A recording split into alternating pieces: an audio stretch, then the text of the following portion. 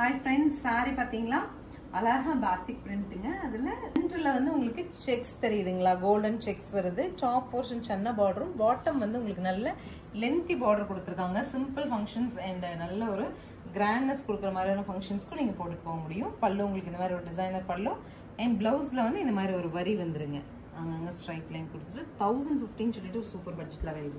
Actually 1050 க்குலாம் நீங்க ஒரு ஃபங்க்ஷன் போட்டு போறீங்க அப்படினா நல்ல கிராண்ட் லுக் கிடைக்குங்க காட்டன் ஃபீல் ஒரு டசரோட எஃபெக்ட் இருக்கும்